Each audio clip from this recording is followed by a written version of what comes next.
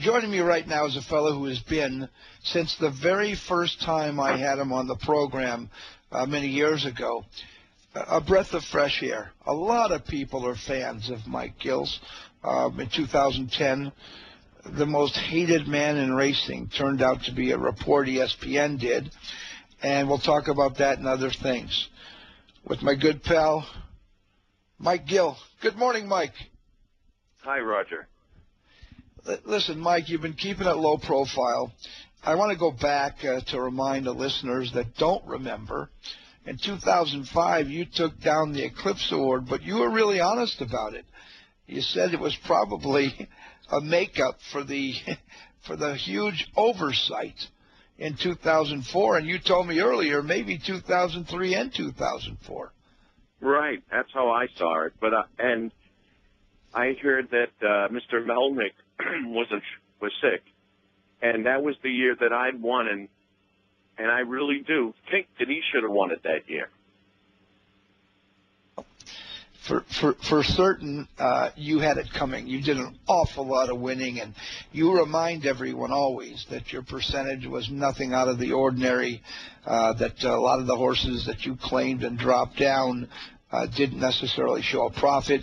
But you have I think you're the only guy out there that ever has accusers and no positive tests. Now, you did say, you owned up to this, that I think it was 1993 or something, or 2003. It was many years ago. You did 94. 94. You did get a bad test, didn't you? How about this? I had to fire my trainer. I didn't have a trainer. It was the very first horse I ever ran. Came back with a bad test. And I fired him that morning, so it was that trainer's horse. But what was really going on, and it's always been an issue for me, is me fighting corruption in thoroughbred racing. They had a HPPA union there that they were selling out its membership, telling them year-round racing if they got slot machines. The truth is, I sat in those meetings. It was going to be a 6-week meet. When I came forwards and wouldn't shut up, and I told people and reported to the Globe, they put a gun to my head, and I still wouldn't shut up.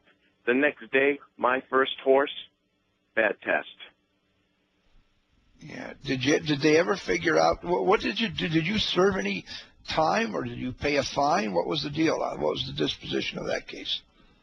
There was there was one that they kicked me out of racing for a couple of years. That was it. They knew what it was. It was a clenbuterol overage. Clenbuterol, not overage. They didn't have clenbuterol. They spiked the horse, and they know they did. Because I wouldn't go and cover up what I've uncovered with the union. See, corruption in horse racing has been rampant, but the thing that blew up corruption, you could fight this. It's when corporate America, the casinos of the world, united with the corrupt, that showed them wire services and offshore gaming. The same $5,000 horse at Penn National where you couldn't bet $200, and today you can't bet $200. What if they could bet $10,000 at 10-1? Do you think it might just tempt the corrupt who was doing it for crumbs before? That's what's going on. And you know what they're doing with this great wealth? They're buying your politicians and your judges and your courts. Now, I haven't disappeared. If you watch stateofcorruption.org, you see me pulling them together. My attack on Penn National is because they are organized crime, and they have brought these officials.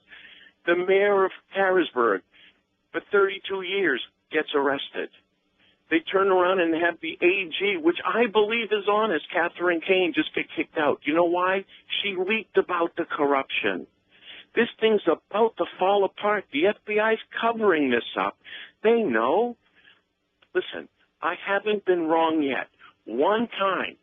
Now tell me if you still think I'm crazy, because I'm telling you now, there's been arrests last night that you haven't even heard yet. The compromise is they don't want to get into the politicians. They don't want to get into Penn National. Penn National is 93% of it is owned by the casinos. Wynn Casino, who bought land in Boston to build a casino, you know what the holdup was? Because I caught wires from Penn National to the Costa Nostra of New England, Not my words, the Boston Globe. They were purchasing it from Wynn.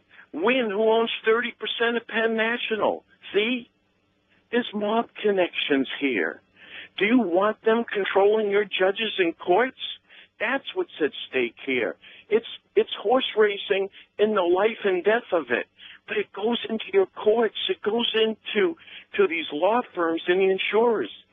We've just got turned out, inside out, by the business world. Why do you think you've seen all this corruption? And no one goes to jail. And who's grown out of our 8 years of recession? The casino world.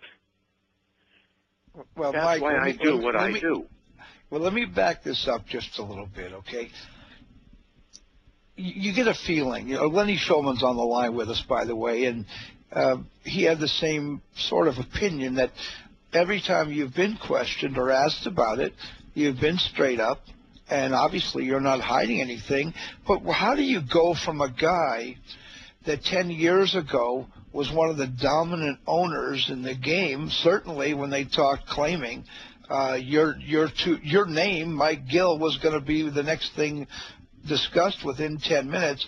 How do you go to the extreme where you want to expose these guys more than you want to win 2 or 3 races a day? What makes that happen? Well, let's not forget, I came from a family that had nothing. We looked for change to buy a pound of bologna. I went to be a priest for 5 years. So you know what? Insight made me a wealthy man. But I haven't lost the principles, which seems to be rare here. I turned around, you want to know, I went from that peak, and I risked everything, and I risk everything today because there's something greater than money. It's each and every one of us. It's the corruption in there. We send young men and women off to war to risk their lives. Why are we any better? Why aren't we hold the same responsibility they hold? So I had no choice. The information I knew and what they were doing was beyond myself. So I had to make that decision. Trust me, I've lived in 10 years of hell, but I'm prepared to live in another 10 years. I'll get it done. You watch. Well, think about where we Mike, are now and the unbelievableness of what's happening. And just 5 years ago, they were all thinking this was crazy when I was saying it. But Mike, hold on a second. If you were sitting out there and someone was spewing this, you'd think it was a bunch of nonsense. Let's face it. You went from 0 to 60, in 0.9 seconds. It was just boom. It was over. And they're hit with all of these things. The reason that to me it's been an amazing ride was there were times, Mike, where I thought, now he stepped into the realm of the Twilight Zone. Now I think my buddy Mike has lost it. And then a year later, 2 years later, the very guys you were talking about get arrested for things you don't see around the racetrack. You don't see, for example, someone was arrested last night back there. Fill us in. Who got arrested and what was the story with that? Todd Beatty. He's one of the 4 that just got indicted. You're going to hear a couple more in the next couple days. See, the thing that you have to remember, why I became enemy number 1, I was running in more races than anyone in the country. So when I would go to these racetracks, if they were cheating and they were betting money offshore, do you think the guy who would insist on his jockey running fairly wasn't the enemy? They came to me many times to join the club, but I refused. That's why they were refusing and claiming, and they were saying I was cheating and claiming because I was buying the horse they were cheating with, which is why Sam Abbey kicked me out of Delaware, and I said it then, which is why in Saratoga they came up with a bad test. They couldn't have me running it straight. There's the difference. And when you see in Penn National, that's exactly what happened. Stop for a second, Mike, because there's so much along the way we're not getting filled in about. When all of this was going on, your horses were involved. Lenny, I hope you're still there with me because I know you knew the story while it was happening. Remember, Mike, toward the end when he decided he would get out, because the jockeys weren't willing to ride his horses. They were too sore according to them. 3 and 4 days later, the same horses appeared in the box with those very same jockeys. Now, either those trainers are miracle workers and got them sound right away, or the conspiracy that Mike talks about really existed to a level that few people could believe. That's exactly what happened. They were saying they weren't too sore. For instance, you seen the ESPN, and they shown the horse breaking down and 5 horses falling behind it. How about I wasn't even in the race? That's right. Didn't have a horse in the race. But you had to buy that story because they couldn't have you listen that it was a gambling syndicate. Those jockeys are part of it. And here's this. Dana Whitney, he's indicted. How's that? Willie Otero, he's indicted right now. See? These were the very guys. These are the very guys, Mike, that you pointed the finger at. That was actually believable. It wasn't a long stretch to get to that point where people could see what had happened. The thing was, as I told you, you started square one was square 20. There was nothing filling in what led up to all this. So here you are, the Mike Gill, 10 years ago, winning, record numbers of races, finally picking up that Eclipse Award, which you never even said to me. Was that at any time, was that a goal of yours? Was it something you wanted more than anything on earth, was to win that Eclipse? Because it seemed at the time pretty important. Again, maybe that's just what's fair or what's right. Roger, dead on. I paid for the trophy. Get it? I never did it for the money. I did it to be a champion. Look what I'm saying. They wrote a book and they interviewed me when I had 3 horses, broke down horses at Suffolk Downs. They asked me, what are you going to be? I said, I'm going to be the world champion. They laughed. The book was written by the announcer over there. See? But I became the world champion. When I seen this too, I played for the trophy. The trophy here is the people and turn racing around. That's the trophy I play for. I spent $51 million in 10 years. What's my motivation? Money? And here's this. Crazy? How about I went from being homeless to the largest brokerage firm in the country and a person who has won more races than anybody who's ever lived? Maybe I had a little insight. Maybe I brought something to the table. But rather than choosing to be in that world of wealth, I put everything on the line, including my own freedom with these people and life and my children's lives that you can see have been threatened on the Internet, to tell you the truth. Mike, let me just say one thing. We're going to make this an ongoing story throughout the rest of the year. I wish only for your good health. I have to end the interview by saying this. I know the love you have for your kids.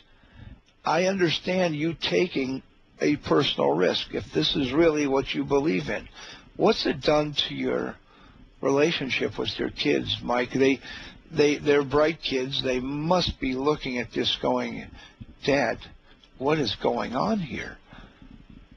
Well, I told briefly, I had my youngest son, who's now 18, but there's a time when this came out, he was 8 years old. And he asked me, and he was my track buddy. None of my other children liked the races. He'd go to the track with me. We'd sit in the track kitchen. We'd be sitting with the jockeys. I mean, going through the barn. He loved it. He watched the most hated man in racing, and he called me, and he goes, Dad, I thought you were one of the good guys. So you know what my relationship with my children is? I'm going to show each and every one of my children that their father was the good guy. And as unbelievable as that's to see, the most hated man in racing, I'm going to prove them that their father was the most honest man. So that's my relationship. I show my children. I don't talk about it. I'm going to have them see it. And as everything comes to fruition, all of the things you said were going to happen, people all around are going to say, I told you that Mike Gill knew what he was talking about, but you heard it here. Mike, join us next weekend in the coming weeks. Fill us in with the stories that are going on and tell us what's coming next. We'll enjoy it. You have a lot of fans out there that believe what you say. So please don't let that side weigh you down and think they're winning, because I know they're in for a big, long fight. I don't quit, Roger. they'll quit. I mean, I love horse racing. You know why? Because it's hard. I fell in love with horse racing with Secretary. I fell in love with the heart of horse racing and the thing. And you know what? It's what I can't lose and refuse to. And that's what made me a champion. It's going to make me the same person that sticks to this to the end, and we turn around and change racing maybe forever and for the best. And we get into the corruption in our states and in our governments and maybe change that too. So, Mike, thanks for joining us now. We'll talk to you next week, the week after. Stay in touch. Thanks, Roger. Bye. All the best. Mike Gill joined us. 2005, he won the Eclipse Award as a leading owner. He's been on a crusade, even if it's a one-man crusade. And we'll get into things like who's putting up the money for all this? What's it costing? It's not just what it costs to do it. What about the business you may be losing in other things? And that relationship that has been strained somewhat with the children, the relationship with the wife was strained beyond, well, I guess beyond repair. So it's cost quite a lot. So when you read about the things that Mike Gill predicted and you think back 5 years ago when everyone said, oh, this guy's he's just a nut job. Well, maybe he's not so nuts after all. All right, listen, we've got to get to a couple things. First of all, I've got to tell you about Western Bagel. Why? Because that's what I do. Western Bagel, they change with the times. You know, when people get on these diets, well, guess what? They research it, they look into it, they try to stay state of the art. Why? Well, listen, you don't get where they got for nothing. Really, it's just a fine family-run business. Their slogan guy, you know, Bagel Brad, he's got a weekly deal. You can look into that. They're on Facebook and Twitter and Instagram. But you want a good bagel, a fresh bagel? You want a pizza bagel? You want a blueberry bagel? Western Bagel is your answer. You get a $5 rewards card. Ask the store clerk for details. Whatever you spend, obviously you get 5% back. And don't forget about their new, I guess it's not new, we've been talking about it for a couple months, the sausage egg a la bagel sandwich. Boy, one would look good right now if only Lenny would deliver like he should.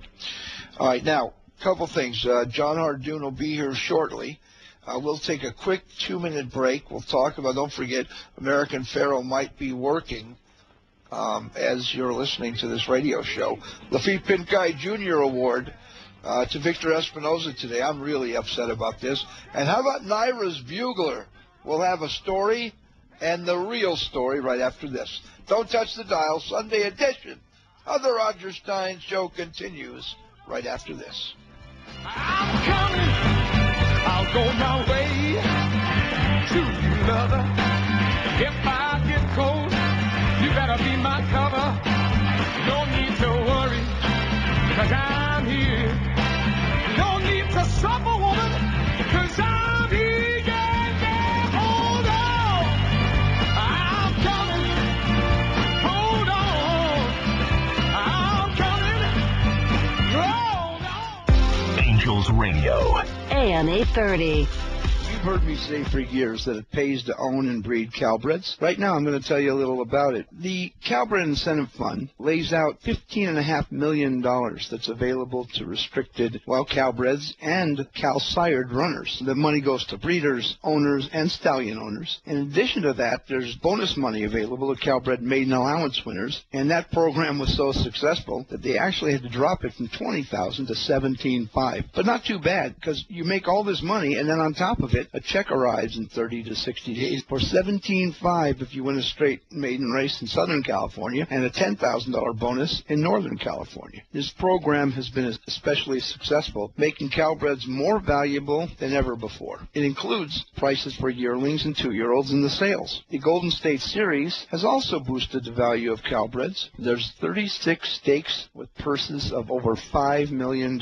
That's funded by the Thoroughbred Owners of California, California Marketing Committee, fee, the stallion registration fees, and nominations of 2-year-olds. If you want more information, visit ctba.com. Read all about the Calbred Incentive Program, as well as the benefits of joining the CTBA member. To be a member, not only you get a stallion directory, the industry directory, discount for full registrations, but you get 2 passes that are good for every track in the state of California. 2 clubhouse passes for the whole year. I guess you actually look at it, it's a bargain just based on that. So check them out at ctba.com or call the offices at 626-445-7800. That number again, 626-445-7800. Right across the street from Santa Anita.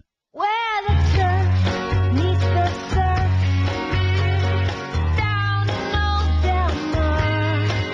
Take a plane, take a train, take a car. There's that smile on every face, and a winner in each race. Where the turf meets the surf at Del Mar. On Saturday, August 22nd, don't miss our biggest race day of the season. It's the $1 million TVG Pacific Classic. Be there as top thoroughbreds battle for Del Mar's biggest payout. It's your chance to see the most magnificent athletes in racing. This Saturday, August 22nd at Del Mar. Presented by TVG. Where the turf meets the surf at Del Mar. Del Mar. Cool as ever. Remain free, 'cause I'm the one and only love maker. No girl can hold me longer than that. If you got something else on your mind, listen, baby, don't you waste your time. And welcome back, Sunday edition of the Roger Stein Show. Don't forget, at Del Mar today, Pick 6 carryover, $97,933. Yeah, let's call it $100,000. You think they're not going to take me out and sue me for being off by $2,067, are they? I don't think so. But anyway, there's a super high 5 carryover as well, $20,911. So have some fun out at Del Mar today. Joining us now, along with Lenny Shulman, is our good pal John Hardoon back at Saratoga. John Boy, what's happening? Good morning, Roger. Beautiful day here. Sun is shining. No humidity. 75 degrees. Can I get a job as a weatherman? Yeah, sure. Well, let's brag about that, John. You had a lot to do with covering that. By the way, you see we get emails from time to time from people that are fans. Every once in a while we get one from guys in Florida that smell like fish heads. But it's kind of funny when it happens because I go back and forth. I get emails from guys that are, retarded and have, real emotional problems. And I think of that movie Talk Radio, I think it was, with Eric Bogosian or whatever his name was. It's kind of funny that there's that many people out there that either think they know you or come with this kind of stuff. But John, before we get to your handicap, my man Bob Baffert's on the phone, and I can't believe it, but I guess American Pharoah either worked or is about to work. Good morning, Bob. Hey, how are you? I'm all right. Listen, I don't know if it's already the deed is done or is it coming up, because I know you were sort of antsy about him working. Where are you? Walkie-talkie in hand? No, I'm back at the bar watching it cool out. We're just here with about 100 people at the bar, but they've all sparse. They watch him take a bath and he left. They had a lot of people out there. It's pretty cool. And Bob, it's kind of strange, but when I talked to you about coming on while he was working, you said, I don't know. I get kind of excited when he works. Have you ever had a horse before this that did that to you, Bob? Was there ever a time where you sort of had to shift into new ground because he's that important? Anytime we work horses for those big races or the classics or anything, we always, you start getting a little bit. You get a few butterflies, get a little bit nervous and stuff. But with him, everybody's there was a lot of people out there watching, and so it wasn't like a really serious work. I just cruised him around there, so he looked great. How fast did he go? He went a minute. He left the half, went a minute, 47.4 minute out in 13 and 1. So it was, but he did it with his ears. You know how he goes with his ears forward. Like, looks like he's galloping. He is galloping. Bob, you know, when we talk, you tell me things like you always dream about having a Secretariat or a Seattle Slew. And early on, you thought you just might have one. This horse is very special. I want to know something more important. What does Bob Baffert do the day he signs his walking papers and decides to really play around at stud? What do you do? Look for one better than him? Well, we're trying to do that right now. I mean, I've already, you know, I know he's leaving, so I am constantly, you know, we're trying to, hopefully we'll have something close to him, you know, half as good as him, whatever, but we never give up. I mean, we're always searching. We have a lot of young horses we're trying to develop here, so training Pharaoh is pretty easy. It's pretty easy to train him now. Well, let's talk about the Travers. How soon after his last race did you decide that the Travers was probably the point? Well, the Travers is never. It's there. It's an option. It's just been an option. You know, if how he's training and how he's worked. You have to work. You know, next week I'll let him work a little bit. We'll get more serious work into him. And so today's work was just a spin around the track just to see his energy level, how he went. But I won't make that call till after his next work. Okay, you won't, Bob. I'll take you at your word. But what happens now? The people at Naira, they've sold 50,000 tickets. You think he had something to do with the sale of most of those? Well, I think the Travers is always a big race. They always have like 50,000 people there. This has always been a very historic, important race. So I don't know. He might have. You know, people probably bought tickets just in case he shows up or whatever. But that's not gonna. I don't feel any outside pressure from that. I'm not gonna go to. They sold a bunch of tickets. I'm gonna go if he's doing well. All right. Whose call is this ultimately? Is it Mr. Zayat's call, or is it Bob Baffert's call? I think there's a number of us involved there. Martin Garcia part of the call. He works the horse. We got Mr. Zayat. He, you know, he's always told me, let's just keep going, run him when he's ready. So, and his son. So we're not really, it's going to be a call that the horse will let us know. It's basically Pharaoh's call. What about if you had to make a decision today? Do you run in the Travers? Today, I wouldn't even make that yet. We're still a couple weeks out, so a lot can change between now and then. So I'm not. That's the only question I get asked: where is he going to go next? Where is he going to go next? And if he didn't run there, then he goes to Park. So we're just. You know, you never know how much the last race took out of him, and that's what that. Gave him that little spin today, and he was very relaxed, and there wasn't very many horses on the track, so he started out a little slow, went off 12-2, and he was having a good time, had his ears up. People were clapping when he came down the stretch and went a minute on this heavy track like nothing, so it looked like he was just galloping. And Bob, tell me this. You understand why they're asking you where he's going. It's important. You understand. It's the only question that they can ask me. No, there's others, Bob. I'll tell you, there are others, and here's one for you. Have we seen the best of American Pharoah? Well, we probably haven't, you know. You know if you've gotten to the bottom of him. you know for sure. Talk about the Belmont for a second.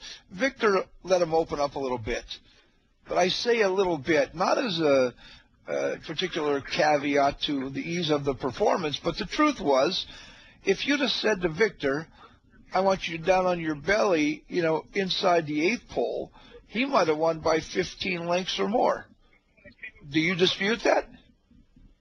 Yeah, but I think Victor's done a very good job of saving the horse, not really bottoming him out. So I think that's probably one of the reasons he's kept his form, because he's ridden with so much, confidence that he's not wasting it at the end. Well, that's why Lenny Shulman and John Hardoon and myself, we can sit and talk about it, because the truth is, you've seen about 80% of what American Pharoah's got. Now, I know you may put the number at 70 or 90, but that's the great part of horse racing. We can argue just the way we would about who's a better quarterback or who's a bigger winner or whatever. But American Pharoah, there's something untapped. There is definitely a little bit more than we've seen. And I'll tell you the truth, Bob, I think it shakes you up to talk about it, because even you're somebody who's a fan of this horse. I mean, let's face it. He's done the things with the greatest of ease, and it makes you think that greater things may be around the corner. And we certainly hope so. Well, my job is just keep him undefeated. I want to make sure that when I send him up there, he's at his best. If he's at his best, he's going to be hard to beat. So, but at the end, there's always they always somehow they always get beat. But my job is just I'm really enjoying it, and we're all enjoying it, and we've become so emotionally attached to this horse, it makes it a little bit difficult, because he's become such a part of the family, and he's just when he sees us, he nickers, and he wants to eat carrots, and he just wants people to rub his head. He's just become such a star that at the same time I want to make sure that I know the horse pretty well, and we're not going to send him up there just to send him up there. So because some track wants him or whatever, we're going to send him up there because we feel that he's at his best, and he's going to perform because he really enjoys running. He loves to run. As long as he is enjoying it, the minute I see those ears, he's galloping, and those ears aren't forward, that's it. We pull the plug on him. So right now, what I saw today, he's hitting on all cylinders, moving freely, smooth. So, I liked what I saw today, that the party's continued. And he's still moving forward. All right, Bob, before I let you go, we go away from American Pharoah and away from the Baffert barn. Actually, I should ask you if you have something in today that the listeners love to bet on. They think you're the greatest tout in the world. So what about anything? Do you have anything in today that I didn't pick up in the PPs? Today I wish I would have talked to you yesterday. I liked those horses yesterday that won. But really, I have that 2-year-old Escape. I think she's going to be okay, but she's not very quick. I think she'll need the race. And then I like that. I had 2 horses in the allowance race, but I just heard that the Pipey, I got to beat the Pipey. I've had Cat Burglar and Caminito. They're, those horses have been working well. So, they're, maybe that race, but it's just not it's been sort of a tough meet, because the track is, it's a very heavy track this year, so it's very demanding. So, but Bob, you're their advisor. They're not going to put their money down unless they get the push from you. So which one of those 2 would you put your money on? Martin, are we got any races today? Let me ask Martin Garcia. He's the worst talent. We have a shot today? Which one? Caminito? That's it? No Cat Burglar? You worked them both. What do you think? He likes Caminito better than Cat Burglar. right there. He says Camelina, but I heard the rail horse is supposed to be real tough, the Mike Pipe. So. The Pipey's supposed to be tough. All right, this is the way it goes. Everybody thinks. I hear all this stuff, you know. Yeah, I know. I can't give your guys a solid. I don't want one thing I don't want your listeners to lose any money. So they're maybes. Okay, that's fair enough. Bob, the question I wanted to ask you before we signed you off is, you're a fan of racing. You're a fan of the game. You've often said to me that you'd like other people to experience that which you've been lucky enough and good enough to experience. How much did it hurt you to watch what's happened with California Chrome, just as a fan of the game? I mean, I know you're out of that picture, but it had to bother you some to watch what's happened, Art Sherman and everything. I don't think it's that bad. I think Art is, he's going to get the horse back. Things are working out, but it was anytime in this business when you're new in the business, your first horse turns out to be a Kentucky Derby winner, and you haven't been through all the the ups and downs we can have in this game. So you get a good horse like that, and you think that you're invincible, and you think, and then things go bad. That's when you really realize, wow, what happened there. But I think California Chrome gave everybody a big lift last year, especially in California, and I had a hard act to following Art Sherman, because he was just, he's such a sweetheart, such a nice guy, and so, I think California, these two horses kept California in the limelight, and if you look at Farrell's breeding, he's got California pedigree on the bottom there, so I think California's been really boosted by these two great horses. Bob, keep them going great. Next week you'll finalize your plan. I'm sure you'll be questioning where you're running right up until post time, but I know it'll be at if he gets Travers. on the plane. He has to get if he gets on the plane, that's the key. He's going to the Travers. And you checked out his spot where he's going to be stabled, so we know you got all the bases covered. Bob, all the best. Thanks for taking time out with us. Thank you. All right. Bob Baffert's been our guest, obviously. He didn't give you anything solid to bet on, so please don't send me emails if one of those horses lose and you say it sounded like that's the one he liked. John Hardoon, step right up. Saratoga, race 7. John, take it away. Okay, Roger. 7th race today at Saratoga, 1.1 miles on the turf, and I like the number 3 horse in here, Chiz Town. This is a 3-year-old colt from the Ian Wilkes barn. Manny Franco aboard to ride. He's listed at 6-1 on the morning line. 5 starts this year. Each race better than the previous one. Number 3, Chiz Town, wins today's 7th race out at Saratoga. JONHARDOON. You give him the details, John. 3 best plays, $10. Full card, $25. All right. Lenny, John, all I can say is he's Travers bound. I know I heard what you heard. Bob Baffert does care what the fans think. But the reality Baffert with here dancing is, shoes. This was a first. Yeah, you're right. You're right about that. And I'll tell you another first. My pal and co-host Lenny Shulman, who, look, when you have a guy like Bob Baffert, and it could be any number of people. Lenny's had a close association with many horsemen. They tell you things that are off the record. And what does off the record mean? Well, if you're hosting a radio show or doing a column every week, off the record has to mean it's something you don't repeat. Now, does that make you a liar? Does that make you someone who is withholding information? Or to get their confidence, you have to have that relationship or it doesn't work. Lenny, am I right or wrong?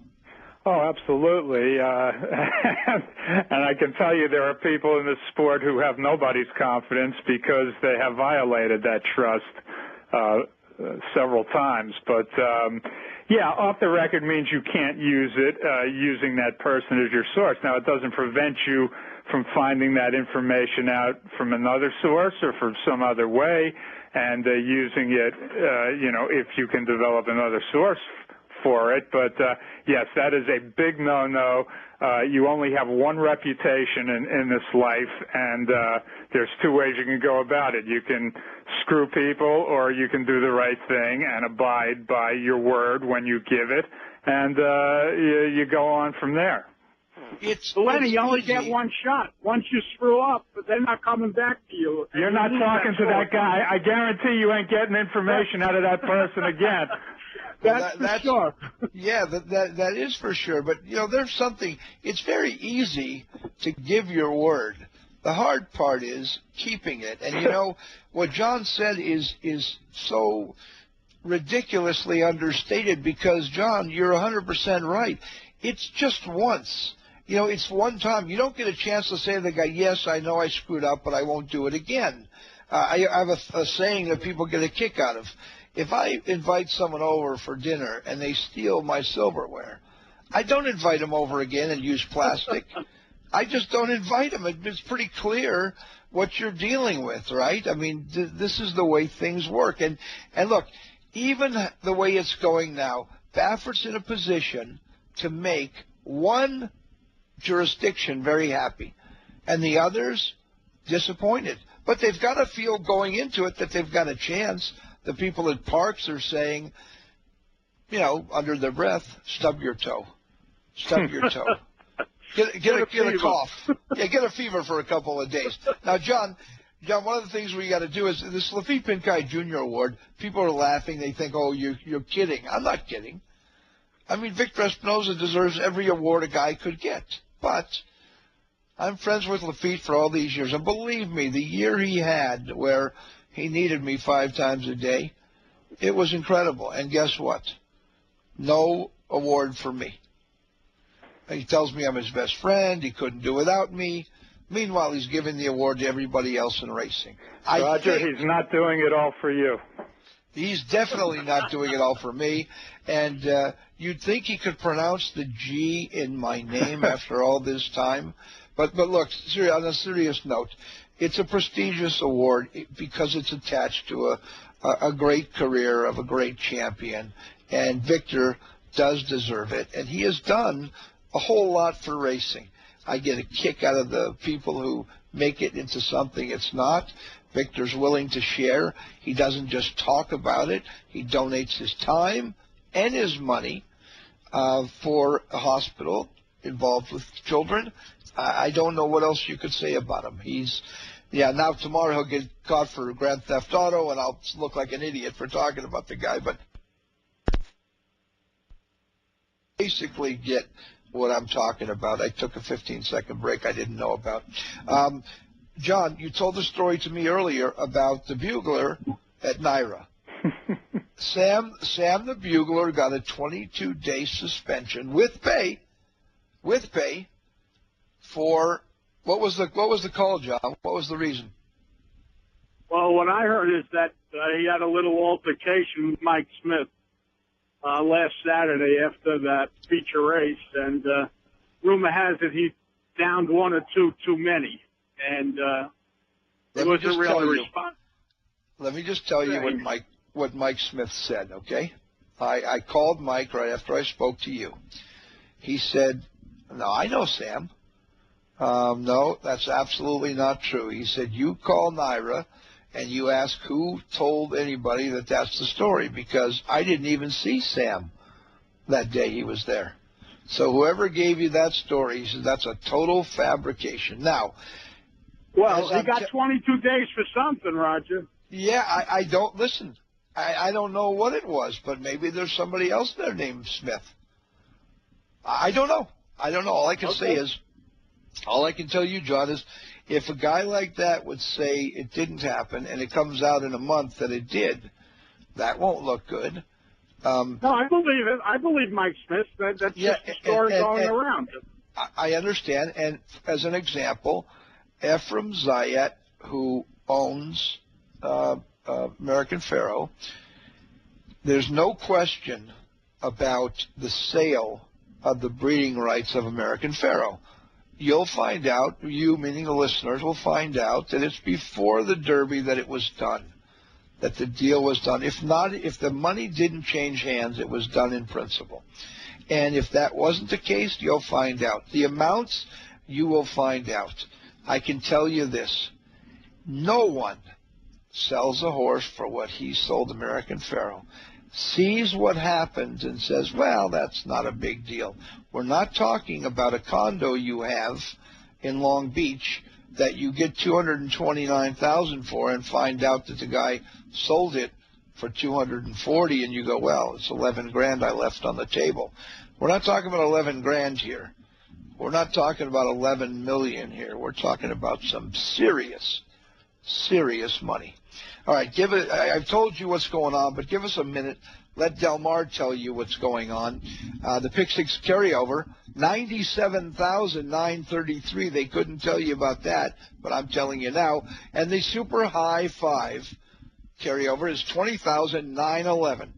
So give us 60 seconds. Let Del Mar tell you what's going on, and we'll be back after this on the Roger Stein Show for a Sunday morning.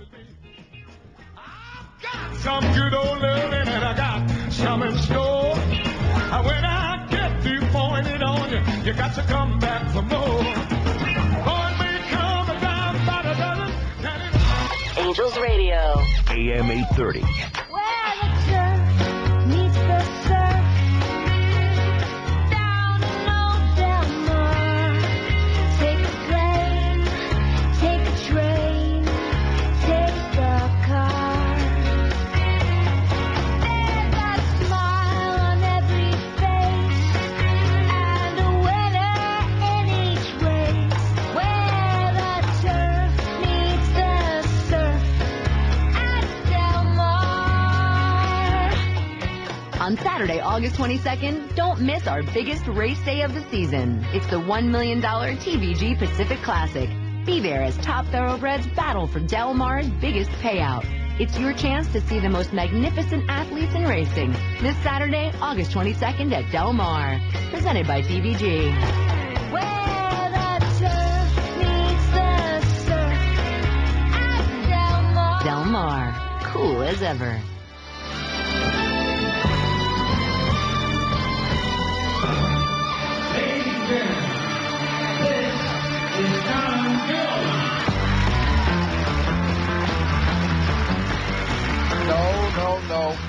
No. This is not Tom Jones. Nope. Just the music of Tom Jones from time to time. Welcome back. Before we go anywhere, Jonathan Hardoon's going to step right up and tell us who we're going to play in Del Mar's third race. John Boy, take it away. Well, Baffert didn't want to give you any help, but I'll give you help in the third. I like the number 6 horse in here, Raise the Secret. This is a 5-year-old from the Mark Latbon, Rafael Verano aboard to ride. He's listed at 4-1 on the morning line. Draw a line through his last race out at Los Al, going a distance. Back to a sprint today where he does his best running. I like number 6, Raise the Secret, to win today's third. They had some great racing around the country. By the way, if we're around, Lenny, could you get me one with just anchovies and pepperoni? No anchovies, Roger. I'm sorry. All right, I understand. That's okay. I wanted to mention to you guys, my pal Janine Jones sends me from time to time an update, and I like her stuff because, number one, she's got a great sense of humor, but number two, it's always interesting. TVG makes it impossible for people who want to play with them. I don't get a few things they do. Number one, the idea is you want to have people who want to bet on your site. And then if you go past that, they make it impossible for people. If they don't have the right kind of phone, they can't bet with them. They changed all these different rules. They made it clear to the talent that work there that they're trying to do as much as they can and handle. So the thing to do is to get guys who play tickets. We're going to single in here, but then we're going to go 6 by 12 by 9 by 8. And then when they lose those, they've got reasons that you cannot believe. They never come out and say, well, my horses ran too slow. I love their comments. I love the things they say. Like this, it's a win-win situation, good for both parties. Oh, they have a win-win situation that's only good for one party? Where does that take place? These guys, I don't know if they have a producer or he's not concerned with what they talk about. They got one kid who, he's not a kid, but he's a big doofus-looking guy, who went and wrestled another guy and came up sporting wood. But the Jockey Club won't let me name a horse sporting wood. Go and figure. What did they think I was talking about? This wasn't Donald Trump talking about where this reporter was bleeding from. Sporting wood, is that so bad, Lenny? Are they trying to imply I was referring to something else? Maybe if it was WOULD, you may have gotten away with it there, Roger. Don't forget, I came up with urination, and they put that through. So I guess I can't get anything through from then on. All right, look, Mike Gill was kind enough to join us. We'll talk to him next weekend or the weekend after. Don't forget today at Del Mar, Pick 6 carryover, 97,933, 20,911 in the Super High Five. For Lenny Shulman and John Hardoon, I am and always will be Roger Stein. Thanks for tuning in. Stay tuned for Mike Willman. Bye-bye.